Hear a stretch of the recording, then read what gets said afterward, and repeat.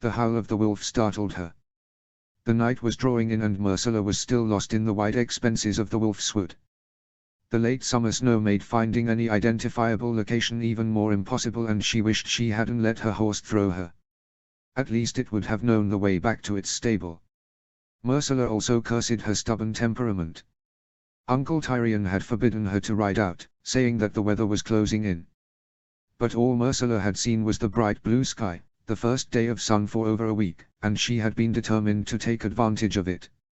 Her family might say that all Dawn had given her was a marred face and a willful nature, but it had also given Myrcella a taste of a freer life, and she had chafed at her trammeled existence since returning to the bosom of the Lannister family. Now, she wished she had listened to her uncle, or, at the very least, taken an escort out with her, instead of trusting in her skill on a horse and the basic navigation she had learned alongside Tristan. Stupid, she thought. Those lessons hadn't taught her just how close a dense forest could be, or how alike trees could look. Leaning back against a tree, she took several deep breaths, attempting to slow the rapid breathing that signaled the start of a panic attack, and looked around, determined to try and find something to help her. Her eyes drew a blank and a sob escaped her throat as she drew her cloak closer around her, as if the crimson color of House Lannister could somehow protect her. Her uncle may be Lord Protector of Winterfell, but this was still Stark country, and the wolves that roamed these woods had taken many a Lannister man. Another howl rent the darkening sky, closer this time, and Myrcella's heart sped up. A scratching of claws on ice had her shaking hands scrabbling at the tree trunk as she attempted to find purchase so she could swing herself up into the branches, out of the reach of any wolf packs looking for a meal. But all she felt was the smooth bark, nothing she could use to lever herself up. Closing her eyes, she whispered a prayer to the warrior to keep her safe. The harsh panting had them flying back open again. The first thing she saw was the enormous wolf, larger than anything she had ever seen. It was the size of a small horse and would easily top her shoulders. Her breath hitched and her mouth dried in fear. Yellow eyes stared at her out of smoke-gray fur, a growl rumbling from its chest, lips pulled back in a fearsome snarl. This is it, Myrcella thought. I survived the Dornish desert and dark stars blade to end my days in the jaws of an unnatural wolf in the snows of the north. Some would say that it would be a fitting end for a daughter of House Lannister, certainly those who remained loyal to the Starks. After all, her family had orchestrated the downfall of House Stark and now ruled their stronghold through marriage with the last remaining Stark daughter. There was a scrunch of boots on snow and a hand reached out, gripping the wolf by the scruff of fur at its neck. The rest of the man stepped out from behind a tree, and Myrcella's eyes traced over the restraining hand, up the arm, across the shoulders and neck, and into a pair of vivid blue eyes she could have sworn she had left in Winterfell that morning. Her eyebrows drew together in confusion as she tried to discern more of the man's features, but a hood was drawn close over his head and furs muffled his face. She could feel the intensity of his gaze, and she pulled her cloak around her more closely. "What are you doing out here? Where is your horse and escort?" The voice was that of a nobleman, northern though the accent was, and it puzzled Myrcella even more. The only castle within an easy ride was Winterfell, but this was not one of her uncle's men. Despite how nervous this unknown man made her, she had no choice but to answer him and hope he would guide her back to the castle. She refused to think of other actions he could take, in revenge for her family's defeat of the North. Too many Northmen had died at the Red Wedding, and the Lannisters' role in that atrocity was known throughout Westeros. My horse bolted and then threw me. I am staying at Winterfell. Is it possible you could show me the way back? His body visibly tensed at her words and her anxiety increased. It was not as if she could lie about her origins, dressed as she was in a crimson cloak lined with gold-tinged fur. I know the way to Winterfell, but you are miles away and it is far too late to try and make your way there this afternoon. The darkening gloom gave credence to his words, but there was something about him that made her shiver and not trust him to return her even if it was the morning. The strange man held a hand out and said, "Come. I know somewhere you can stay." Myrcella hung back, her instincts telling her not to go with him. "What are you waiting for?" he asked, impatience coloring his tone. "How do I know I can trust you?" He looked her up and down with a brief laugh that may have set her at ease if she had not seen the disparagement in his blue eyes. "You do not. But if you stay here, you will either freeze or be a tasty meal for a wolf." As much as she didn't want to admit it, the stranger was correct. She could not fend for herself.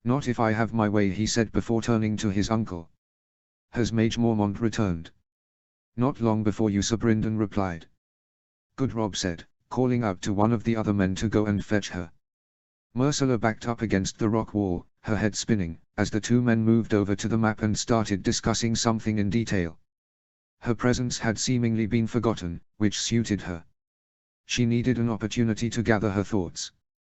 How would her uncle react to this situation? In her opinion, Tyrion was the smartest of her Lannister family. He might lack the fear that her grandfather inspired in everyone, but he had managed to survive 5 years in a hostile north. Now, what would he do if he were in her place? A Lannister always pays his debts. Uncle Tyrion was rather fond of that saying, and he had a household guard that was loyal to him through the gold he generously gave them and the honors he gave them. He was aware of how their loyalty was maintained and had made an example of the first sellsword he had taken into his pay. He had married Lord Bronhoff to Jonella Sawin, not only giving the sellsword a castle and a title, but making sure he was in easy reach of Winterfell should he need a bannerman who knew which side his bread was buttered.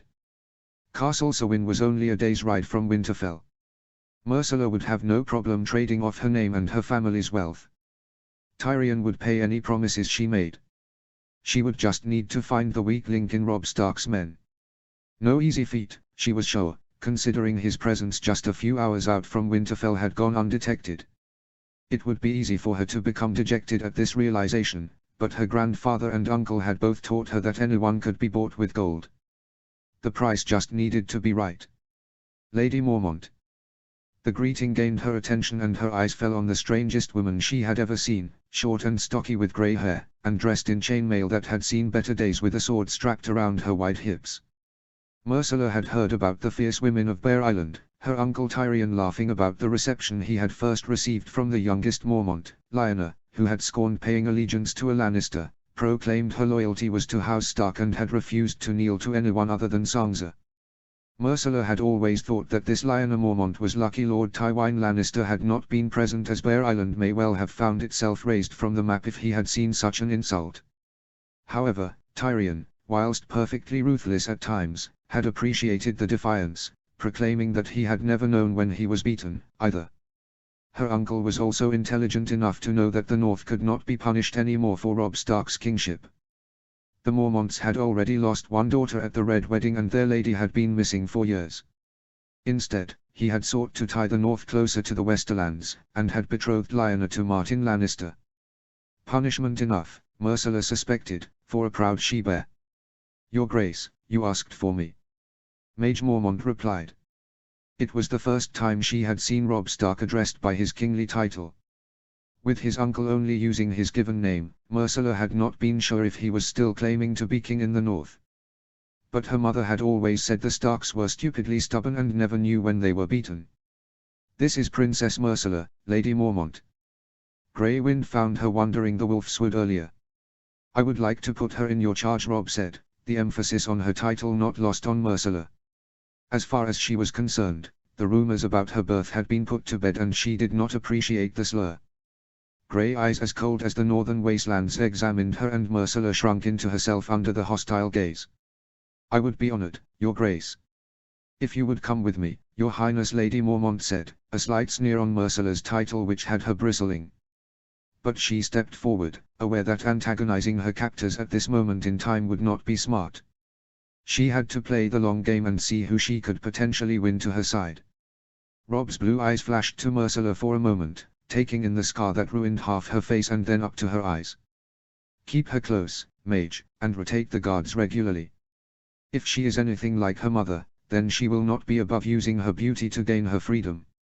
It had been a long time since anyone had described her as beautiful, not since Drold Dane's sword had scarred her so badly. For a brief moment, the vain part of her thrilled at being called so once before it was locked away once more. Lyra and Jory will help me guard her. There should be no need for anyone else. Nodding his acceptance, Robb Stark turned away and moved back towards the boulder in the center of the room. Come along, Your Highness, I'll show where we are sleeping.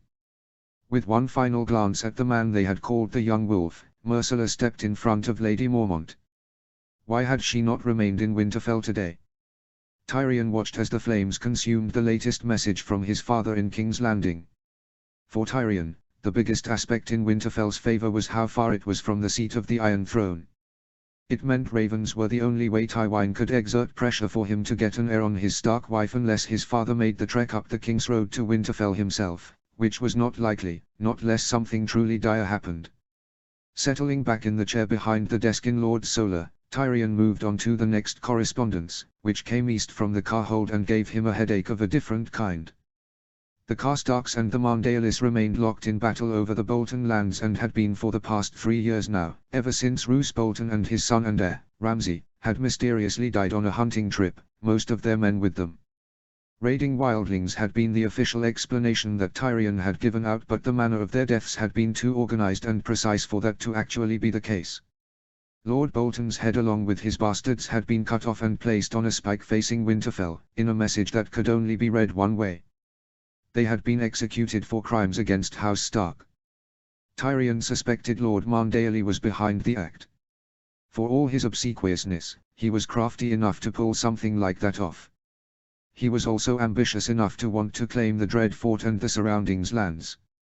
Tyrion had been tempted to gift the lands to one of the younger Crickehole brothers, knowing they had the strength and military prowess to hold off any ambitious northerners, but the hostility he had faced after marrying Bronn to Jonella Sawin had stayed his hand.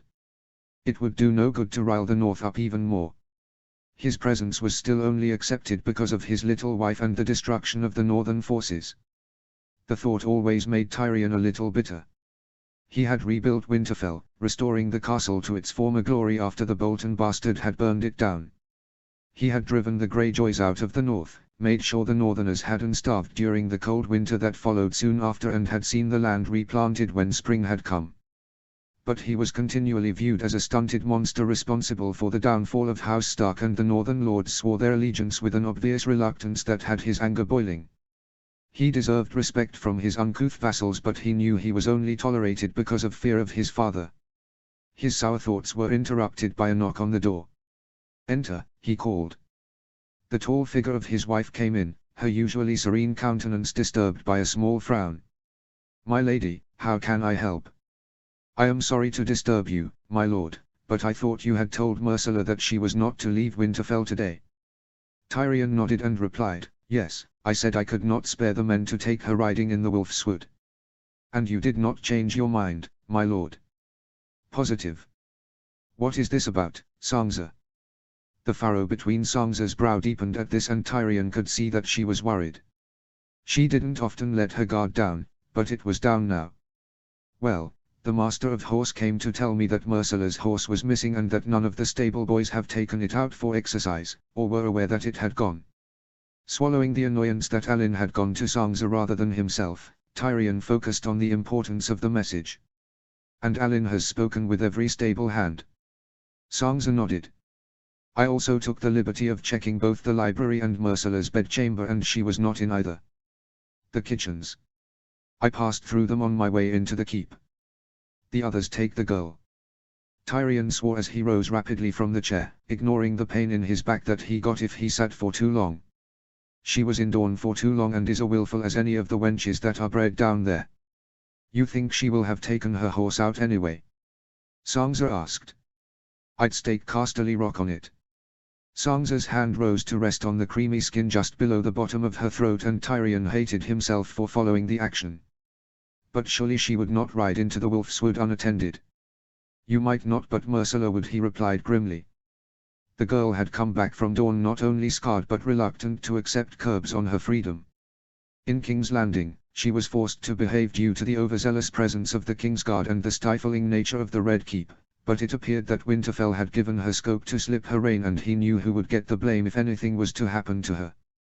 Myrcella's missing ear and behavior was yet another charge laid at his door from his loving father and sister. "I will muster the Winterfell men, my lord.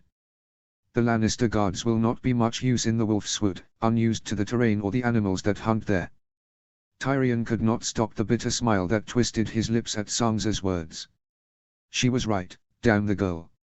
His Lannister men would be no use in such a search, and she was in a far better position that he was to command the Stark men, for Stark men they would always remain, and they showed it in a variety of ways.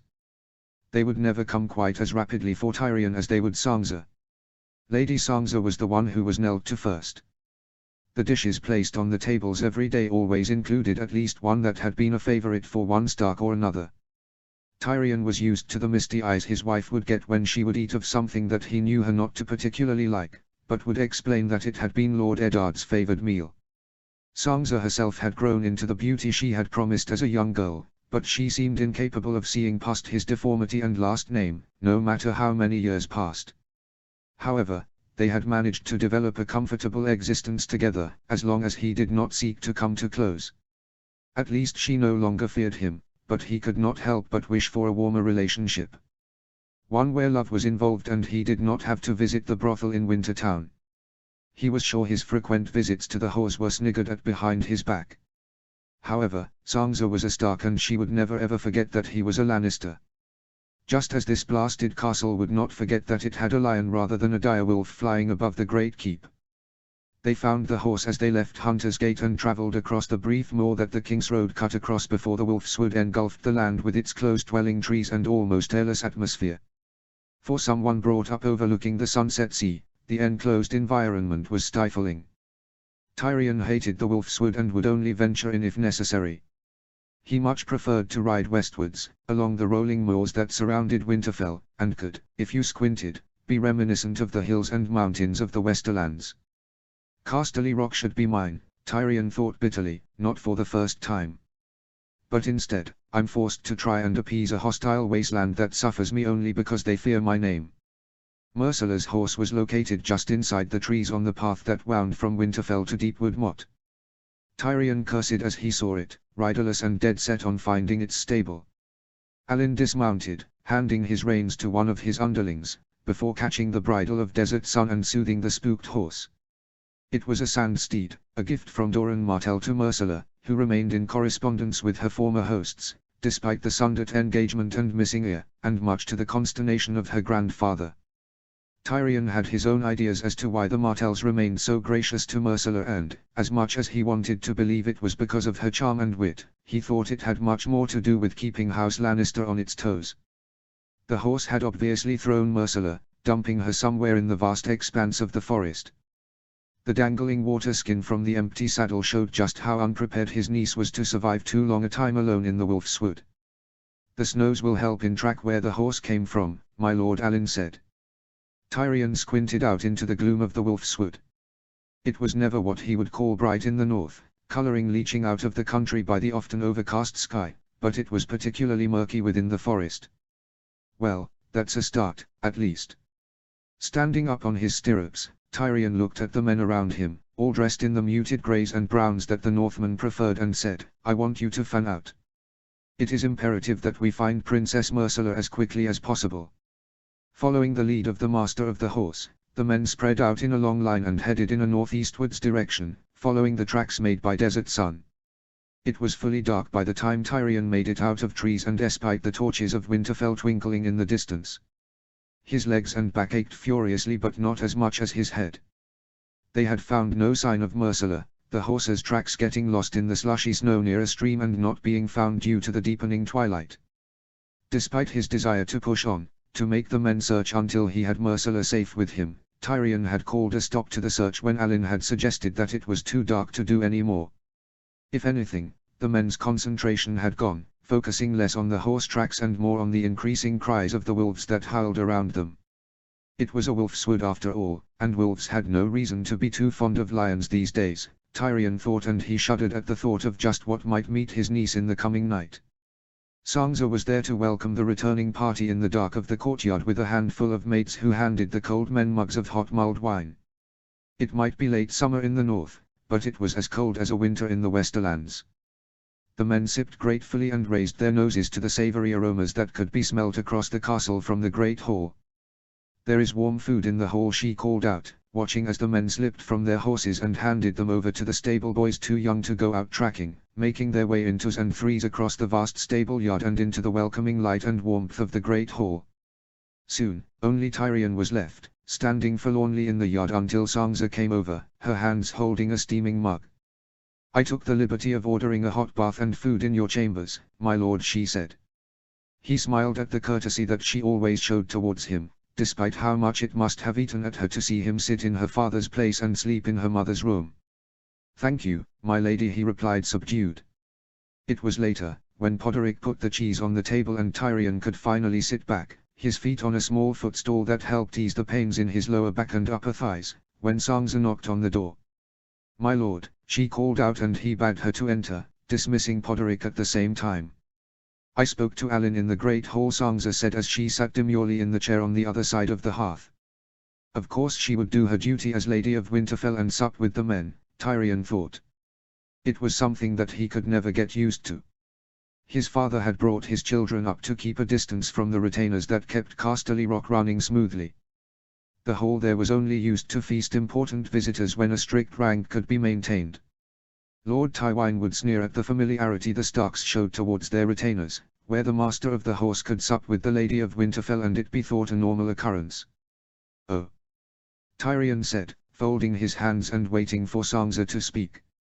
"She would not have come up here unless it was of some import." He said, "It is likely to snow overnight and the chances of picking up Princess Myrcilla's trail come the morn are slim." "I see," Tyrion said. "Did he say any more?" Sansa hesitated and Tyrion knew there was no good news to be had. "He does not rate the princess' chances overnight. Even if she did manage to find somewhere to sleep away from the elements, there are the wolves to consider." It was nothing that he had not thought already, but having it said in such stark language twisted his gut, making the food he had consumed sit uneasily.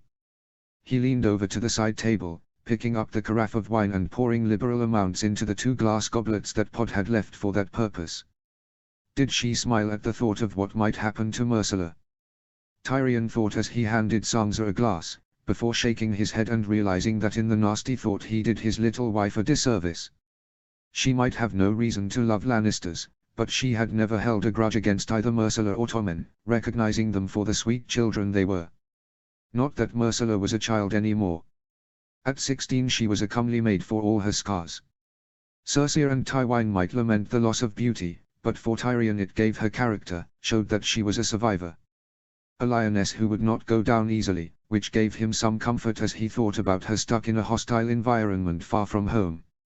"I think Alan is being overly pessimistic," Sansa said, a hopeful look on her face that made Tyrion all the more ashamed at his earlier thought.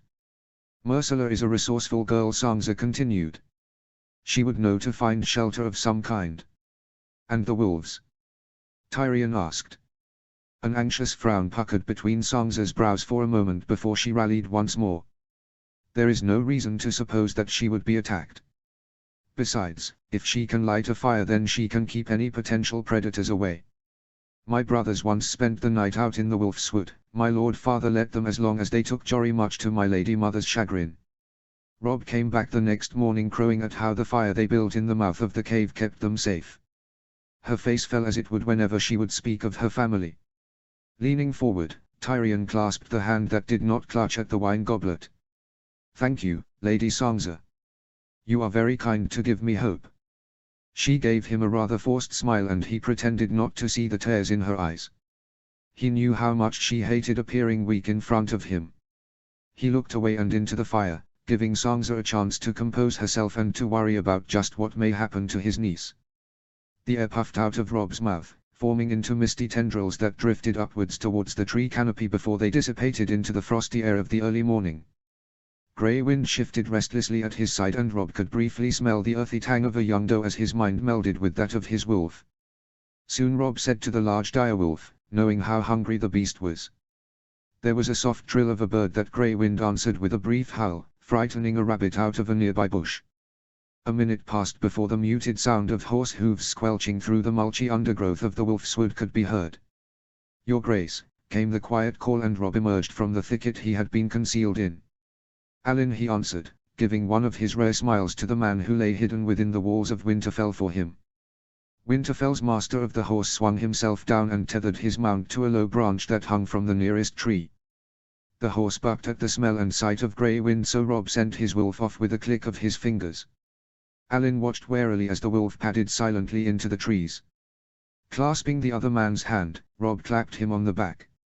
Alan came from a long line of retainers loyal to House Stark, and he had no doubt that it had been his sister who had suggested him for such a position. Westerman held the majority of high places in Winterfell these days, and thanks to Alin's information, Robb knew that it caused further resentment amongst the Northmen still employed by the castle and those stationed in Wintertown.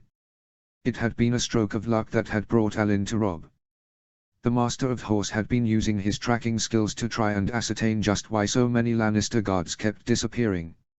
He had come across Grey Wind's marks and was laying down a trap when some of Robb's own patrols had come across him. Recognizing him for a Northman, they had brought him, blindfolded and a little bloody from their fists, to Robb.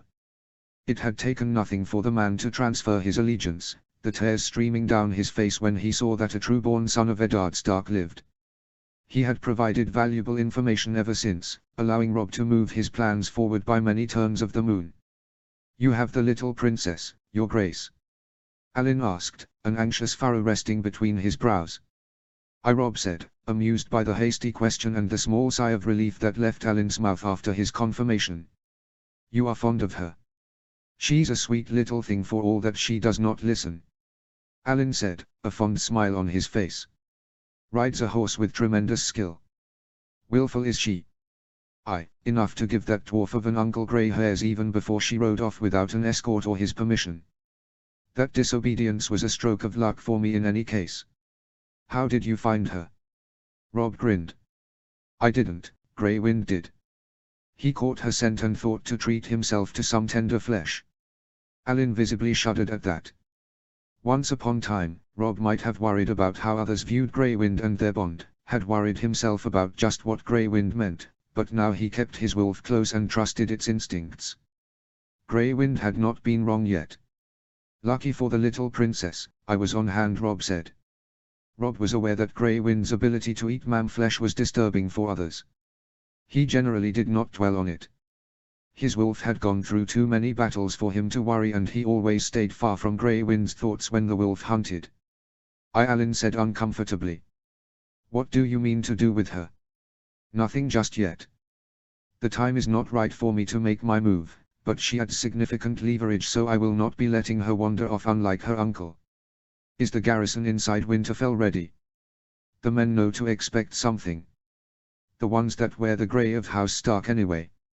Only a few of those I trust the most know why. Keep that number to a minimum, Alin. Surprise is how we are going to win this." "I will, Your Grace."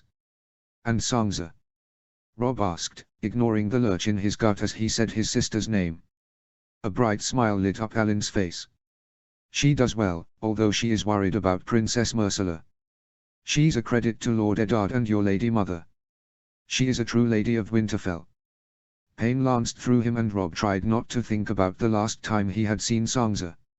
It had been similar weather then, and he remembered how the snowflakes clung in her hair, standing out starkly against the auburn color. She had been no more than 11 then, with the biggest and brightest smile, anticipation radiating off her at the prospect of the journey south. Not long now, Robb told himself. How he longed to catch her up in his arms as he had when they were naught but children, to kiss her forehead, and beg her forgiveness. She had ended up married to a monster because he had been too concerned at losing his main bargaining chip to swap the Kingslayer for her. Robb shook his hand to get rid of the memories. Now was not a moment to reflect on his past mistakes, but to concentrate on the future. "Stay as close as you can to the dwarf, Alin.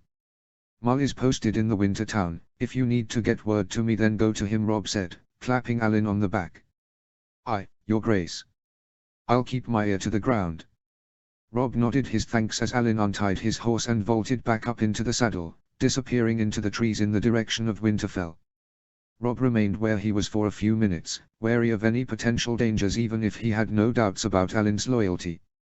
He had learned the hard way to remain on his guard at all times, even where he thought to trust. Lannister gold and promises had undone him once before, and he was not likely to underestimate it again. Around him, the forest settled back into its routine. The sound of the snuffling of small woodland creatures amongst the undergrowth mingled with those of the birds that flapped through the trees, calling out to each other. As he strode silently back towards his hideout, Grey Wind emerged from out of the trees and padded by his side, licking his muzzle, which was stained with blood. "A good feed, boy?"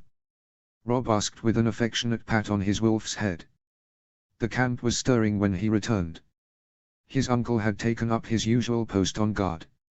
He always did this whenever Rob left camp without an escort, sometimes even when he had an escort, especially if it was not one of his uncle choosing. Having the Blackfish by his side had kept Rob going when things were at their darkest. The old knight had all the stubbornness to fight on when Rob had lost the will, when everything that had happened at that bloody wedding had crowded in on his mind and made him long to claw at his own face until the memories would disperse. Brynden Tully had been the one to pick him up during these times, and his methods had not always been kind. He would remind Rob of his lady mother's sacrifice and how refusing to go on would make her actions wasted. Uncle Rob said affectionately as he passed. The Blackfish nodded, but did not ask any questions of Winterfell out here in the open. That would be something left for when any ears potentially listening in could be vouched for. If there was one thing Rob had learned, then it was trust naught but a few. One of those whom he counted within his most loyal ranks made her way towards him as soon as he made it into the cave. "Lady Mormont, how may I help?" he asked. "Your Grace, the little princess is asking for you." "I will be along to see her shortly," Rob said. "Will you join me whilst I break my fast?" "Of course, Your Grace." They settled on the low rough-cut benches that had been laid along one side of the main chamber of the cave complex. A long trestle table had been hewn for his men to eat off. A large fire pit had been dug just to the bottom of the table, where a cauldron was hung over a fire at all times. The benefits of hiding out in the Wolf's Wood was the easy access to wood and game. They had been lucky, too, that they had been here for the summer. Rob would not like to be living here when winter set in. It would be a hand-to-mouth living in Winterfell, even with the stocks and the glass gardens, let alone the deprivation and starvation that would be inevitable if he was still stationed here. He shook his head to clear the doubts away. There was time yet, for all that late summer snow had fallen. Rashness would win him nothing, he had already learned that the hard way. He had been patient thus far, he could afford to be patient for a little while longer. "How has the princess settled in?" Rob asked Lady Mormont once his initial hunger had been slaked. "She keeps herself to herself, Your Grace. She has not said much, but she's observing everything around her, almost as if she is seeking out any weakness." That sounds like a Lannister," Rob said bitterly. "She will find none in myself or my girls, Your Grace. We've never been interested in riches, and we have lost too much thanks to her house," Lady Mormont said, spitting out the side of her mouth. Rob met her eyes, seeing the raw pain that he felt on a daily basis. No matter how much time passed, the anguish of events at the Twins did not dim. The last view he had glimpsed of his lady mother, a dagger at the throat of old Walder Free, allowing the small Jon to heave Rob, wounded and bleeding, over his shoulder as Grey Wind had lunged at any Free who dared get too close, would never leave him. Daisy was already dead by then, her body sprawled grotesquely on the floor of that accursed castle. "Nothing would shake House Mormont's loyalty to the North or House Stark," Rob said simply, knowing that there were no words that would ease the loss of Daisy. Lady Mormont gave him one of her grim smiles. The women of Bear Island were not given to frivolity or easy smiles, they were tough and necessarily so. Northern Grim, he had heard some of his river lords say long ago when he had not yet lost anything, and they would smirk behind their hands when either Mage or Daisy passed. But Rob had recognized their quality straight away, and he had not hesitated to take Daisy as one of his personal guards, despite the rumblings over her sex. "She is not as at ease as she would like to portray," Lady Mormont said, breaking in on his thoughts. Rob stayed the spoon he had been about to put in his mouth and said, "Go on." "She is nervous for all that she tries to hide it, and scared." Rob cocked an inquiring brow. "She remains huddled the corner allotted to her, and she startles when someone comes in. Nothing too much, but I recognize the signs of worry." He nodded and determinedly pulled his mind away from just how scared Sansa must have been, left alone and friendless in King's Landing. "She will not speak beyond the polite towards me, but Jory has been very friendly. If she sees one of us as a friend, then we will likely know anything she plans." "That is a solid plan," Rob said approvingly. If he wanted the years of preparation to pay off, then he could not afford to underestimate the Lannister he had in his custody, Maid or not. He had trusted too easily once before, and it had nearly cost him his life. It had cost him his lady mother and countless others. Rob stopped in the shadowy entrance to the small chamber allotted to Mormont women and stood silently, observing an unaware Myrcella Baratheon as she sat on a pallet in the corner, furs drawn up over her shoulders. The pose made her look younger than her years, and he felt a momentary pang of guilt for keeping her locked up and away from her family. He rapidly shoved it aside, reminding himself that Sansa had been much younger when she had been held prisoner by the Lannisters and forced to wed the dwarf. Arya had been younger still when she had disappeared. He could not dwell on Bran or Rickon, not even with those visions when he would pray to the weirwood trees scattered through the forest. His heart hardened with the pain of all that he had lost, and any sympathy for the little princess dissipated. Robb stepped into the small chamber. Bivouacking with a male army could not be easy, but Mage and her daughters never complained, so when they had arrived at this cave complex, Robb has been pleased to be able to offer them a little more privacy. They had used their small space well, organizing it so that it made maximum use of available space with little touches here and there that no male soldier would think of having. The small bouquet of wildflowers brought a small smile to his face. Jarell was keen on flowers, for all she could gut you with an axe. Now the space doubled as a prison as well. "I believe you wished to speak to me, Your Highness," he said, his voice echoing slightly and causing Myrcella to startle, her eyes wide and alarmed as they met his. However, the cool poise that he remembered from the other day quickly reasserted itself, a haughty expression sitting easily on her face. For all the ignominy of her birth, she wore her ranking well. "Thank you for granting me some of your time, Your Grace," she replied. "My pleasure," he said automatically, moving further into the room and perched on a rocky outcrop that seemed to serve as shelf for the Mormont ladies. "I was wondering if you had heard any news from Winterfell?" Myrcella asked. "No," Robb said. "Should I have done?" She frowned at that, a puzzled expression puckering the scar that ran down one side of her face. She had been a pretty little girl, he remembered. Very like Queen Cersei, but softer as befitted her young age. Now, he supposed that some would consider her looks ruined. A small braid wrapped itself around her head, confining the silky fall of hair that hid the small stub of ear that he had glimpsed briefly out in the Wolf's Wood. The deep scar on her cheek had faded to a thick ridge of white skin that detracted from the gentle prettiness that she'd once had. Now her face had a harshness that might seem ill at ease on a young maid's face, but it gave a hint of steel, which warned that this girl was a survivor. "You have not sent a ransom demand?" she asked, confusion clear in her tone. Robb laughed. "Why, no, Your Highness. I am not willing to advertise my presence to your family just yet." But Myrcella started to say before breaking off. He watched fascinated as she cleared her face, an indifferent expression replacing her bemusement. "Just what do you plan on doing with me?" "Right now?" "Nothing," he said. "You were a lucky discovery and play into my hands nicely.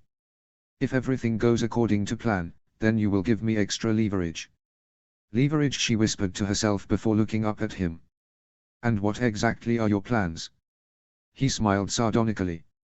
"That would be telling, Princess. I learned the hard way not to believe my position secure, especially where your family is concerned." Myrcella looked away, red staining her cheeks, and Robb was surprised to note that it was not embarrassment but shame. A moment of silence fell between them, and he watched as she smoothed the furs down, a crease between her eyebrows, before turning back to him. "My uncle does not know I am alive then?" she said, a sad expression pulling her lips down. "No," Robb said before debating whether to tell her anything else, but her woebegone face had him offering more. "He continues to have men search the forest for you, though." He almost swore when he saw how that tidbit of news lit up her face. If she needed any motivation to escape the cave, then he had just handed it to her on a platter. "Do not get your hopes up, my lady, I have men maintaining strong security around my position. Even if you did manage to sneak past my guards, I'd bet on Grey Wind to track you before any of your uncle's men were able to find you." Frustration settled over her features, her still posture betrayed by her hands which twisted in her furs. "What do you hope to achieve?" "Everything," Robb said decisively. He could feel his face hardening, determination stiffening his jaw and tightening his lips. "I will regain all that was taken away from me inch by inch if needs be. My grandfather bested you once. What makes you think he will not do so again?" She flinched and jumped back as Robb leapt to his feet, anger making it impossible for him to remain seated. "Your grandfather beat me through treachery and foul means because he could not defeat me any other way.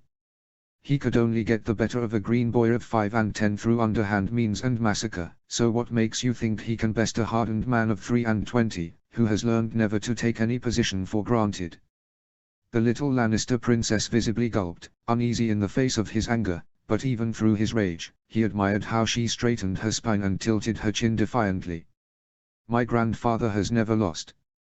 He has crushed all his enemies under his foot and made them regret ever crossing swords with him. But Tywin Lannister has never faced a man with nothing left to regret, Robb said, the image of his lady mother suddenly at the front of his mind. Desperation was writ on her face, her need to get her only remaining son out of the charnel house the wedding feast had become, but for all Lady Catelyn's anguish, her hand not wavered in holding the knife against Lord Walder's throat. It was a strange thing to remember, but his mother had died as she had lived with a backbone of steel. Her son could only hope to honor that strength. Pain at the unbidden memory, Robb turned from the little princess, his hands clenching with the wave of agony and anger that overwhelmed him. He need to leave before he either lashed out or broke down. As he stalked away, he did not look at Myrcella or offer any polite words. He was not sure he could so without the desire to harm her as her family had harmed his. Myrcella thought it was possible that she was slowly going out of her mind. When she had believed that Robb Stark was holding her just long enough to collect a ransom from her uncle, she had been able to cope with being cooped up in such a small space. After all, it was not for long. However, since he had informed her that she was to remain his hostage indefinitely, any ability to deal with her confined quarters had dissipated. Pacing had become a favorite occupation like the caged lion she was. She would map out the route of the small rocky chamber, counting steps from side to another, from one direction to another. She knew the numbers off the top of her head and now counted as she paced from habit. But it kept her mind busy to a certain extent. As Myrcella passed the small pallet she slept on, she glanced briefly at the small tally she had started. 15 precise lines ran straight and true down the rocky wall above where her head lay every night to mark the days since she had spoken to Robb Stark and realized that her stay here would be a lengthy one. It was not yet a moon's turn since she had disappeared in the Wolfswood, but it felt like a lifetime. I am still confused as to how you have not worked a groove into the floor, a voice from the door said. Jory. Myrcella replied, joy lighting up at her face at the presence of the one person here who was friendly. Jory was often her only source of human contact, friendly or otherwise. Mage Mormont was gruff, whereas Lyra Mormont did not bother to hide her contempt at Myrcella's presence. She was a Lannister and someone to be despised in Lyra's eyes. In fact, Myrcella was never more grateful than when Lyra was not there, as she made Myrcella uncomfortable with her hostile looks and biting remarks. Lady Mormont would ignore her daughter's behavior, leaving only Jory to scold her. Did you see him? Myrcella asked eagerly.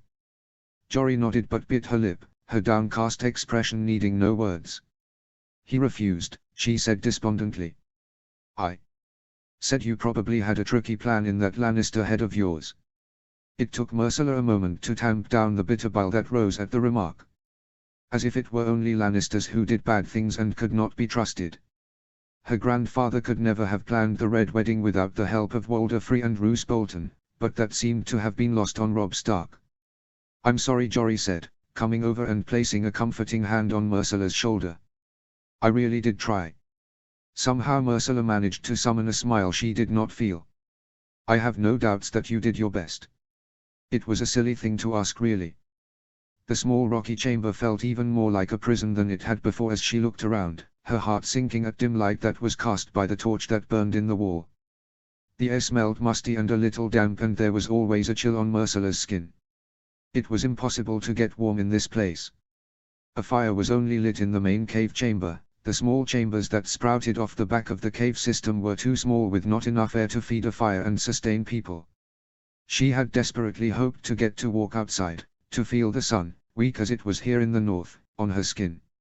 Her eyes needed to see something other than grey stone walls. Her nose almost wrinkled up at the prospect of the fresh pine-laden air that it longed to breathe, but instead she was confined to this small, dank room. A caged lion indeed, she thought bitterly. Not sleeping had become a nightly occurrence for Myrcella. Her body did not get enough physical activity, and her brain was always working overtime as she attempted to think of escape plans and ruses that might see her gain her freedom. She would flee south then. The heaving cesspit that was King's Landing had never seemed quite so attractive as it did right now. Or she could journey on to Storm's End. She was rarely allowed there, but maybe with her Uncle Jamie as her guard, she would be allowed to spend some time in the place she was meant to rule. Tommen had named her Lady of Storm's End, but Myrcella had spent little time there. It wasn't safe, her mother always told her. The houses were yet to be fully subdued. There was also the matter of her uncle Stannis on Dragonstone. For all his lack of manpower, her uncle was a brooding presence over Tommen's throne. He had enough men to defend the small fortress island from being overrun, too. A blockade had been put in place, but Stannis managed to trade with Essos instead, maintaining his household and keeping himself afloat. More than once, Myrcella had heard Stannis' stubbornness being cursed by one or another members of her family. He would not disappear to Essos, licking his wounds and sulking for the remainder of his life. No, he continued to send out ravens signed as the one true king of Westeros, and looking to instigate a fresh rebellion, proclaiming her and her brother's illegitimacy. Myrcella scoffed at the rumors. She was a Baratheon, a true daughter of King Robert, and she held Storm's End to prove it. Are you sure? You have always felt closer to your Lannister roots, and you hear what they say about your looks. There is nothing of the Baratheon in you, the voice whispered in her ear. Myrcella huffed and turned over, almost as if such an action would silence the voice of doubt. She had found it easy to dismiss the rumors when she had been amongst her family. They were scurrilous and patently false, but here, where her worst fears leered at her in the dark, she struggled to silence the doubts. It was true, she and Tommen did look all Lannister. Even Joffrey had. However, it did not mean they were not true-born children of Robert. Lannister genes were strong, everyone knew that. However, she had heard the jeers the few times she had been allowed out of Mormont Alcove. Bastard princess, she had heard hissed as she passed, unnatural daughter of incest. The whisperings could not be correct. There is no way her mother or her Uncle Jamie would lay together as man and wife. They were twins, close yes, as she had seen other twins be, but that did not mean anything unnatural had happened between them.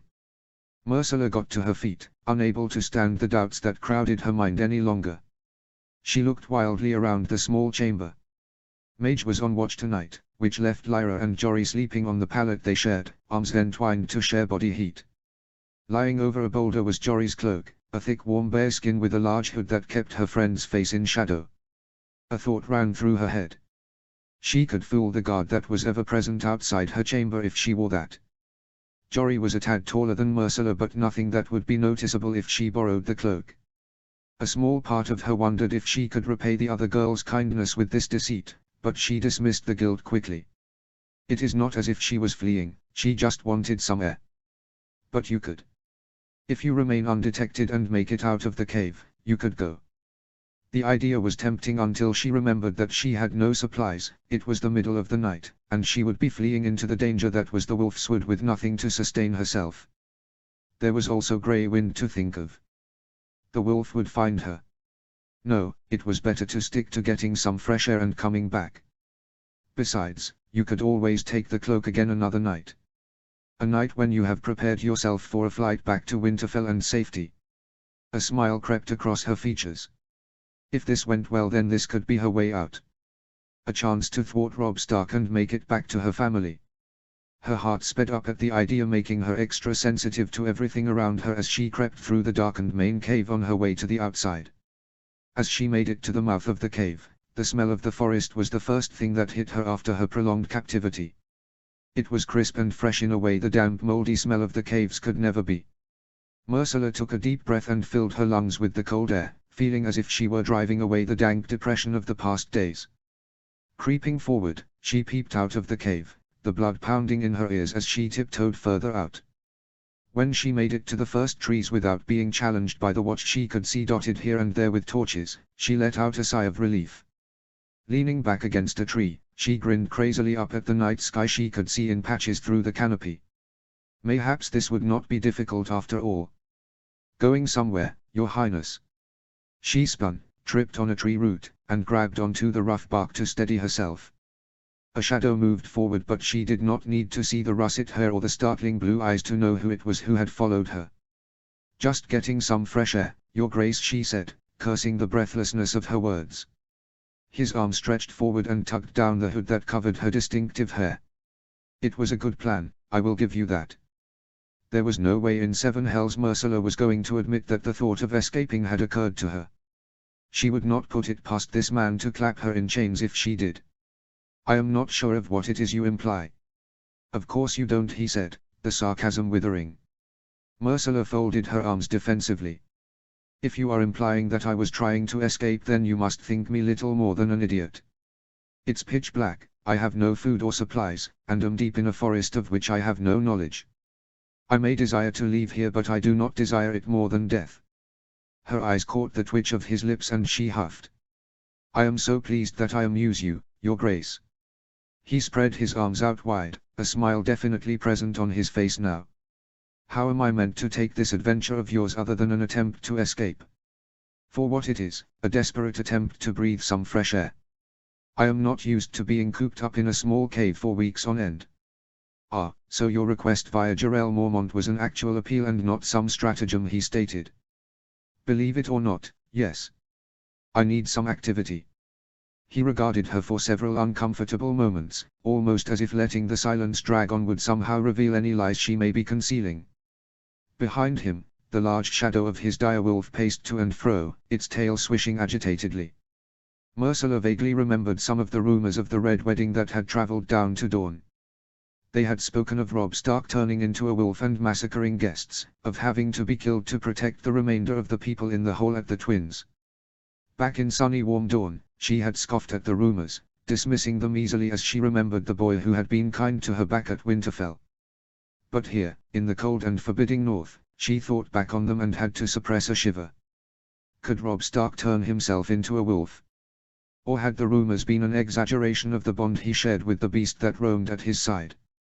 She had heard the stories from the ancient women who lived at Winterfell and who had turned Myrcella's blood cold when as she recited her tales to entertain Sansa and her ladies as they sewed. Stories that spoke of the kings of winter of old who would practice blood sacrifices to their gods in the weirwood trees, as well as of skin changers who lived beyond the wall with animals in thrall to their abilities.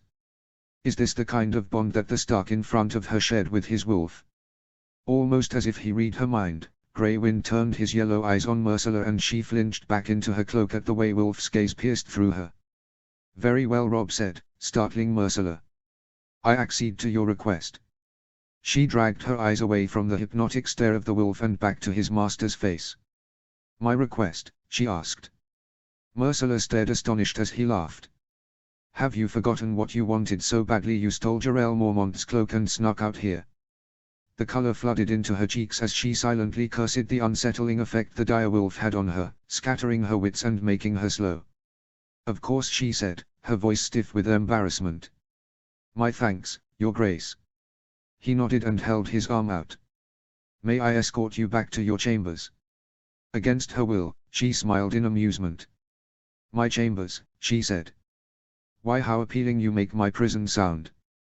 I could yet decide to chain you up, he said. Myrcella narrowed her eyes angrily. Now, wait a moment, you just, she trailed off as she saw the teasing glint in his eyes. Taking a breath to steady her nerves, she placed her hand gracefully on his arm, as if she were going for a stroll around the gardens of the Red Keep. You are unkind to tease me so. His gloved hand covered hers for the merest moment. You are right, Your Highness. Please accept my apologies. Giving him a doubting glance, she decided that he was being sincere and found herself confused. She could understand him when he was suspicious and stern, the anger towards her barely concealed beneath the surface. She expected that. He had every right to hate and resent her for what her family had done to his. However, she was not prepared for the re-emergence of the natural charm that had struck her when she had first met him all those years ago. Gathering her composure back around her, Myrcella looked behind them as they approached the cave. Your wolf, it does not follow. No, he said. Grey Wind is out hunting tonight. You are lucky you did not seek to run, he said casually, with a quick look down at her. She balked at the thought of being tracked by such a beast. Does Grey Wind eat man flesh? She asked impulsively. Oh yes, Robb said with a wolfish grin in her direction. He became used to the taste of man on the battlefield. I believe he has eaten many a Lannister bannerman. She shivered involuntarily. You needn't worry, Your Highness, I have informed him of your value. He would only take a nip out of you for taste. Oh, she replied faintly, wondering just what he meant about telling Grey Wind of her importance that she missed the teasing glance he sent her. Robb Stark had been true to his word, and it was amazing just how much an hour a day outside lifted Myrcilla's spirits. Lady Mormont and Jory were usually assigned to take her outside, and she and Jory would frolic through the trees, chasing each other and laughing. They were giddy times, which allowed her to forget just how precarious her situation was, and she would return to the cave with her cheeks glowing and a grin on her face. She pulled on the thick leather gloves that Lady Mormont had found for her and tightened the scarf that she had knitted herself from borrowed needles and wool in anticipation of her trip outside. As she heard footsteps outside, she swirled her fur cloak around her and said to Jory, "It's about time, I was beginning to think you weren't coming." "My apologies, Your Highness, I was delayed by a returning patrol." Her head whipped up and Myrcilla found herself confronting the taller and much more masculine figure of Robb Stark. "Oh, is Jory not able to take me out today?" she asked before she was able to stop herself. "I am sorry to disappoint you, but Jarell and her mother are out hunting today. I am afraid you'll have to do with my company." Noticing the slight pique in his voice, she smiled. "I am honored you could spare me the time." "Very charming, Your Highness." Myrcilla laughed then. "I can be when I wish." Instead of the answering smile, Robb's eyes darkened. "I bet you can," he said bitingly. Stomach sinking at the now stern expression on his face, Myrcilla followed quietly behind as he turned to lead the way out of the door. Any pleasure she had in the outing was dissipating fast. She followed subdued, always a step or two behind, as he stalked through the cave system to the entrance. Wherever he went, his men would stop what they were doing, dipping their heads in reverence and sneaking curious looks at her presence at their king's side. Once they were outside, Robb snapped his fingers and Grey Wind emerged from the shadows of the trees to pad softly at his side. There was such an ease between the two that Myrcilla could not help but observe it as they walked in silence through the forest. The strained atmosphere of this walk outside played on her mind as they continued on. There was none of the fun, playfulness of her romps with Jory. This was almost painful and had her blurting out words just to break the uncomfortable silence. "Are you more comfortable with him now?" she asked, jerking her head in Grey Wind's direction. An eyebrow rose at her question. "What do you mean by that?" he asked, his voice cold. "And nothing," she stumbled before taking a deep breath and continuing, "it is just that Jane sang." Horrified, Myrcilla broke off abruptly, her hand coming up to clap over her mouth as she stared at him with wide eyes. He did nothing but look at her for a moment, a stunned expression on his face as if he couldn't quite believe that she had brought up Jane Westerling. She couldn't believe that she actually had. "What exactly did Jane say, and when did you meet her?" "It's rather cold out today, don't you think?" she said rather desperately. "I am feeling rather fatigued, too. Mayhaps we should return to the cave." As she whirled around, keen to try and head back to the cave and put some distance between them, his hand shot out and grasped her wrist. "I would appreciate it if you would answer my question, Myrcilla." It was the first time he had used her name rather than one of the mocking titles he usually addressed her with, and she wished it was in a friendly manner rather than a biting command. She shrunk back a little from where his eyes bored into hers as if he drill into her mind and extract the information that he wished to know. Myrcilla puffed out a shaking sigh before she leaned against one of the trees. "I saw her when she was married." "Married?" Robb asked, confused. "You were thought dead and it was deemed unsafe for your queen to remain unwed for too long. It might be remarked upon, or damaging rumors of a pregnancy might spread." His eyes hardened as he took in her news, and Myrcilla wished she had just been able to keep her mouth shut instead of needing to break the silence between them. This conversation was much more uncomfortable than the previous situation had been. "Pregnant? Was she pregnant with my child?" "We had hoped so much," he said, the last part of the sentence said so softly that she almost did not hear it. She shook her head. "No, Your Grace. She was not pregnant," she said, and then faltered before deciding to leave it there. "What are you keeping from me?" he asked, clearly catching her hesitation. "Nothing," she said quickly, but his eyebrow rose, clearly unimpressed by her attempt to cover her own indecision, so she continued on quickly and quietly, "She could not have been pregnant. Sybil Spicer was giving her tansy tea." Robb swore then, tuning and kicking at a dead branch that lay under a tree. That stupid fertility potion that she insisted Jane took, of course it was Tansy, he said bitterly. Silence fell between them again, this time not uncomfortable but thick with emotion and pain as Rob stared unseeingly down onto the mulch that littered the floor of the forest. Myrcella shuffled towards him, unable to bear just how lost and sad he looked. She placed a wavering hand gently on his shoulder. "I'm sorry," she started to say, but came to a startled halt as he shook her hand off and turned, eyes blazing with anger, up to meet hers. "I do not require or wish for your pity," he snarled. "I do not desire anything from you other than the leverage your presence gives me in freeing my home from the clutches of your dwarf uncle and in pushing you and your evil family out of my kingdom." Unbidden tears filled her eyes at his words, and she defiantly blinked them back, unwilling to give him the pleasure of knowing how his words had wounded her. She was not sure why she was hurt. She was an enemy to him, and he was definitely an enemy of hers.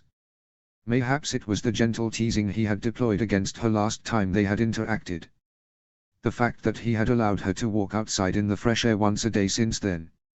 It had told her that the charm and kindness that she had first seen in Robb Stark when she had met him all those years ago, still existed. But his bitter words now did nothing but reinforce that there could be nothing between them other than distrust and anger. "Don't worry," she spat back. "I do not plan on giving you any." She turned away from him and headed back towards the cave, keen to leave Robb Stark far behind her. The visit from Galbart Glover could not have come at a better time for Robb. He needed the distraction of discussing military strategy to get away from Myrcella Baratheon's remarks about Jane. They had weighed heavily on his mind long after he'd stalked back to the cave system and disappeared into the small cave that served as his own personal chambers. Therefore Lord Glover's timing had been most welcome. A chance for him to sweep away bitter memories and concentrate on what mattered the most, regaining his house and his castle. "Your Grace," Lord Glover said, bowing deeply before they removed to Robb's personal chambers with only Brynden and Lady Mage in attendance. "Lord Glover, I had not thought to see you quite so soon." Apart from Mage Mormont and Robert Glover, both of whom were deemed dead after they had been officially missing for so many years, Robb sought to keep those lords who remained loyal distant from him. Not through a lack of trust, nay, he knew these were houses who would die for House Stark, but because it would arouse suspicion from the Lannisters if their northern vassals kept disappearing at regular intervals. Instead, they had a system where they would send a trusted intermediary who would usually be a lesser scion of the house to exchange news and reports with Robb and his retinue. So Lord Glover coming unannounced was highly irregular. "I did not look to come now, but I have received news from Howland Reed and sought to bring it to you at once." "What does he write?" "The Lannisters have begun mobilizing." Robb raised an eyebrow in query. "He's seen an increase in Lannister men riding up the King's Road towards Winterfell. They waylaid one messenger and he had letters from Tywin Lannister to Tyrion with the news that Devan Lannister is to lead a battalion of men to take over the search for the missing princess." A wolfish grin spread across Robb's face. He couldn't help but be pleased at the prospect of facing Lannister men. The fact that he was pre-warned would give Robb further advantages. His mind instantly started to assess all possible strategies he might need if various scenarios played out. "We need to send a man to Lord Marndale," Robb said to his uncle. "His men man Moat Cailin for the most part. He will need to prepare them to potentially subdue any Lannister men positioned with them and to hold the castle if necessary." "Before Devan Lannister comes?" the Blackfish asked. "No, after." Brynden looked at him in confusion and asked, "For what purpose?" "We need our men in place in case events move too quickly for us react. I want Lord Marndale to seal off Moat Cailin immediately if I send word for him to do so and not have to spend a few days putting everything in place before he can do so." The Blackfish nodded, but the worried look on Lord Glover's face did not dissipate. It was obvious that he worried about more Lannister men coming into the north. "Are you not concerned, Your Grace? If Devan Lannister should come across you in the woods with this much larger force of Westermen, then we could lose everything," Lord Glover said. "They won't find us. The trail went cold weeks ago. But still, they might penetrate the forest a lot further than Tyrion Lannister has ever sought to do so." "This force under Devan Lannister has the manpower to do such a thing," Lord Glover said. Robb looked around at the small band of loyal retainers. It was clear that this development unnerved them. "I expected them to do something if the little princess remained unaccounted for. They could do not leave the heir to the throne missing indefinitely." However, it will take them weeks to work their way to where we are, and I do not plan to let them search for that long. So what exactly do you hope to gain out of this situation, Your Grace? Lady Mormont asked. I plan on drawing the lion from his comfy den in the south, he said dramatically with much relish. Lord Glover drew in his breath sharply before he remonstrated with Robb. Are you insane, Your Grace? You want to bring Lord Tywine into the north? This could spell the end of everything we have spent the past years building for. Robb did not blame Galbart Glover for his reaction. Tywine Lannister's reputation had only grown in the years since the Red Wedding. He proven once more that he would deal ruthlessly with anyone who stood in the way of his family ambitions. Then there was the fact that he had the money and power to make sure any potential rebellions were stymied before they even came into existence. We were always going to have to deal with Tywine Lannister at some point, Robb pointed out. I would rather it was on my terms and at my bidding. The disappearance or death of Devan Lannister will certainly bring him here, Brynden said. And it has already been speculated that he is to come north sooner rather than later. He is said to be displeased with the lack of an heir for Winterfell. Robb's fists automatically clenched at the thought of Sansa being naught more than a Lannister broodmare. His biggest regret always remained not swapping the Kingslayer for her all those years ago.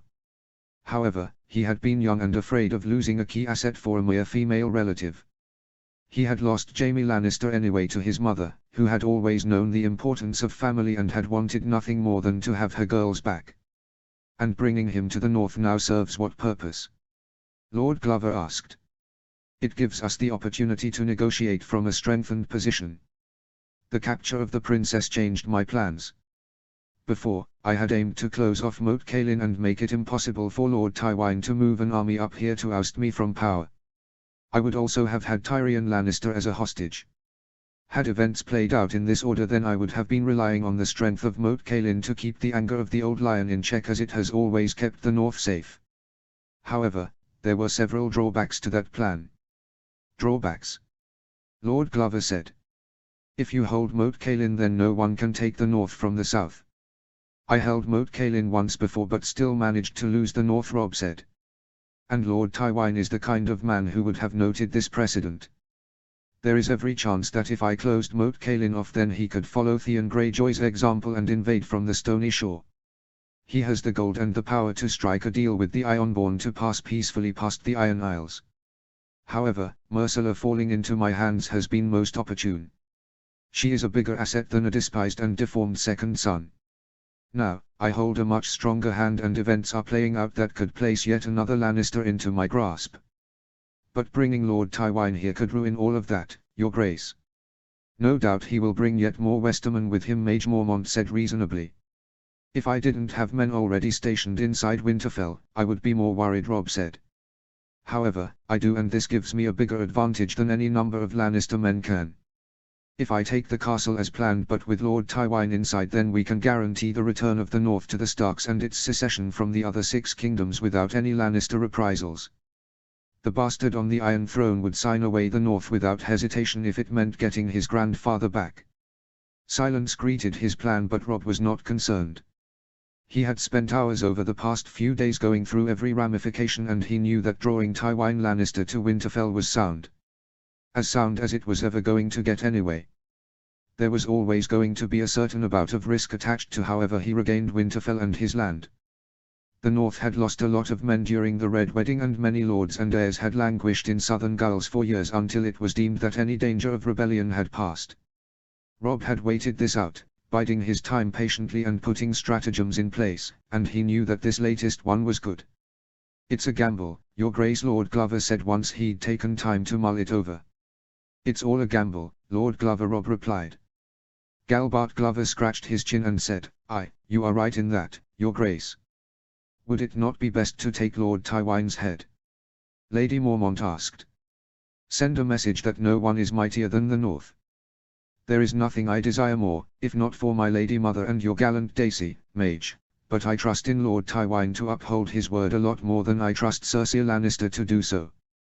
Chaos in the south could benefit us, and there definitely would be chaos if the Old Lion died.